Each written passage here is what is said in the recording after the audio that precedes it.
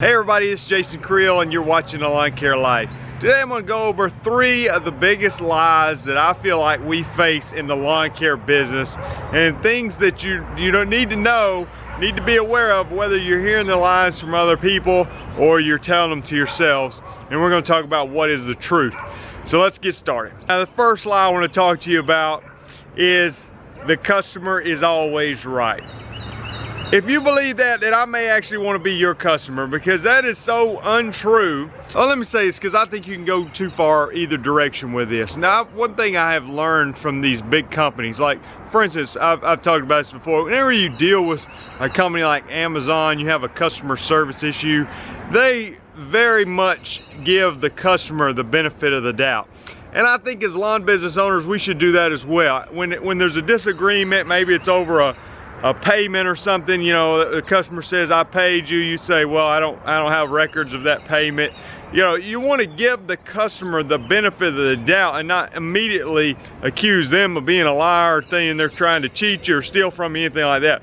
So always come about it with this idea of humility and well, let's just look into it and don't be accusatory. But I know in my business, you know, just going to that issue of collecting payments, I keep good records. I keep the date that payments were received. I record the check number. Of course, if it's paid with a credit card, that's all on file and easy to look up the date that payment was made, and it shows the last 4 digits of the credit card number. So I mean, it's hard to dispute it. But when sometimes what'll happen is I'll send a message to a customer. I'll say, hey, look, it's time for your next lawn care service, and we haven't received payment from the last service. I was just checking with you and about that. I can text you a link to the invoice or email it to you or whatever. Most likely response is, oh, I'm so sorry, I'll get that paid right away. But occasionally you get the ones that say, you know, I've already paid that, I remember paying that, or I think I sent that in or something like that. And I say simply respond, again, not accusatory, not defensive, but at the same time not saying the customer's always right, they said they pay it, of course they paid it. No, I'd say, well, if you don't mind, I'll double check my records, if you could double check your records, and then I'll look and I'll see when the last payment was recorded, and I'll send them that information. Now, it's possible that I made a mistake. I may overlook a payment and forgot to record it in the software. Something like that can happen and does happen on occasion. Most of the time it's the customer's fault, because it's not their business. I'm trying to keep detailed records. It's something I do on an almost daily basis. So, you know, most of the time they just forgot and they make a mistake, and it's hard to admit when you do make a mistake. And I found this out, I remember somebody saying this recently, but whenever you go to ask a customer for money, if they're late on their bill and you ask them for money, oftentimes that's the time you're gonna lose that customer. Sometimes they'll say, okay, I'll send it in, but go ahead and cancel my service. You know what, just move on from that customer. I'm not worried about that. Why they feel like they need to cancel their service because they're needing to pay for what they done. It may be a time where they realize, you know what, I can't afford this service, and this may be something I need to cut off of my lifestyle, and that's perfectly fine with me. But if you've got a story on where the customer's not always right you'd like to share, I'd love to hear it in the comments. The second line I want to talk to you about in the lawn care business is this idea that it takes money to make money. How many of you heard something like that? Or it might be said, you got to spend money to make money. There are so many examples out there in the business world, not just the lawn business, but just business in general, where people start with almost nothing and they work their way up. Now, and that's definitely true in the lawn care business. I bet there's people watching right now that could testify that they started with a push mower and just a very small basic setup, and now they've grown into a much bigger, more profitable business.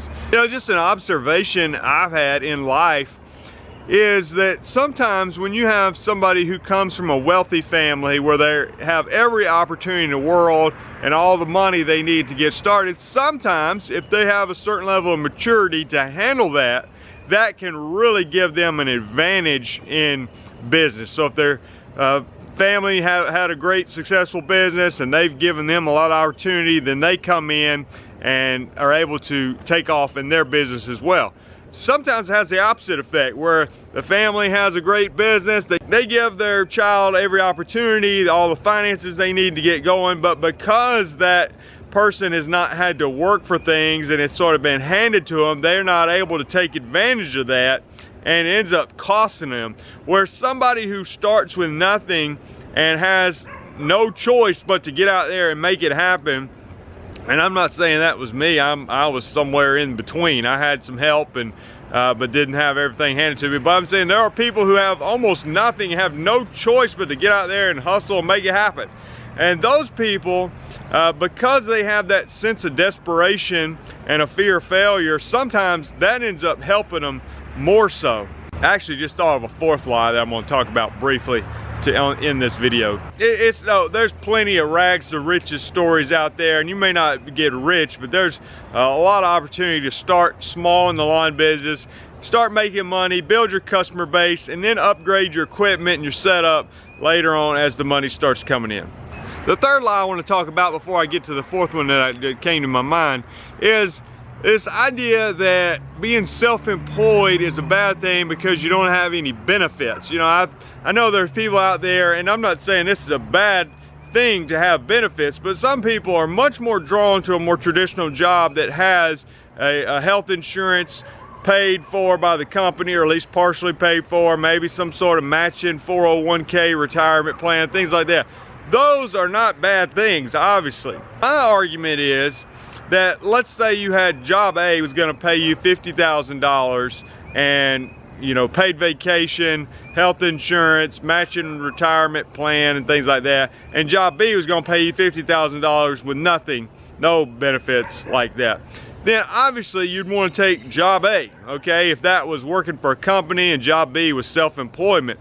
But the truth is, oftentimes, if done right, your self-employment path may not come with those benefits, but it has a lot of other benefits, in my opinion. The flexibility, the pride of being on your own business. But the main benefit is the ability to earn a much higher income than you would working for somebody else. Now, there's a risk there. You may fail, you may not ever earn that income, but the potential is there. You don't have to go ask somebody for a raise. The money is there. People in your industry are making tons of money, so there is an opportunity to do great. Now, you may or may not ever do that, but it's not because there's no opportunity. Well, if job A is paying you $50,000 with paid vacation and, you know, all the other benefits we discussed earlier, and job B's paying you $150,000 and no benefits, well, then I say, well, you know what, I'll just go buy my own health insurance because I'm making 3 times as much money. Okay, you have, now there's some things about that. You've got to be disciplined to be able to self-retire and be able to set money back and do things like that because there's not somebody doing it for you. But there is greater potential usually to own your own business. Now, like I said, if you look at the statistics, probably most people don't reach that potential, and the safer bet is to go work for some other company. But, you know, it's a risk, in my opinion, it's worth taking and something that I enjoy the journey on. Briefly, the fourth lie that I thought of is this idea that failure is a bad thing. Well, obviously I want to succeed, I don't want to fail. But failure, even in the lawn business, is not the end of the world. You may fail in the lawn business and go be successful in something else because of the lessons you learned in the lawn care business. Quick story, I years ago tried to start a coupon book fundraising company. If you've seen kids in the schools sell coupon books to try to raise money, I thought that was the greatest business idea ever. I had some money to invest in it.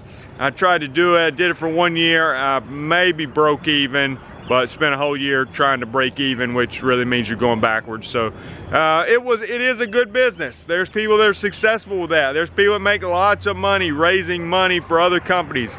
I was not able to put that together and to make it happen. What it did was teach me a little bit about myself, what things I'm good at, what I'm not good at, and help direct me more into something that I could be more successful with in the future, namely the lawn business, and getting back and focus on that as opposed to trying these other ventures. You don't have to talk to many people to find somebody who's been fired, and being fired ended up being a great thing for them because that failure led them to a greater success. I've been fired from a regular job. That was one of the helpful things for me to get me to start thinking more like an entrepreneur and stop thinking like somebody who had to go beg for a job for this, you know, something that wasn't a good fit for me to start with.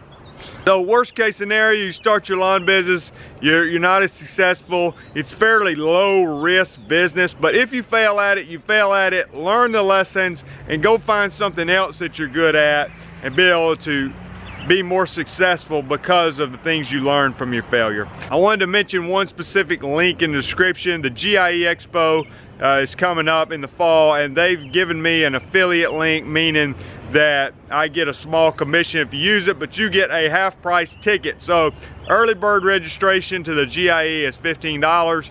Use my link, which is in the description. You'll get that for $7.50. It's a way to support the channel. Costs you nothing extra, actually gives you a half price ticket and helps support the channel. Hey, if you got something to share in the comments about these lies or about anything else, go ahead and leave a comment below. Hit the subscribe button and the bell beside the subscribe button. That'll keep you updated when I have new content to share. Thanks for watching. Talk to you guys later. Bye.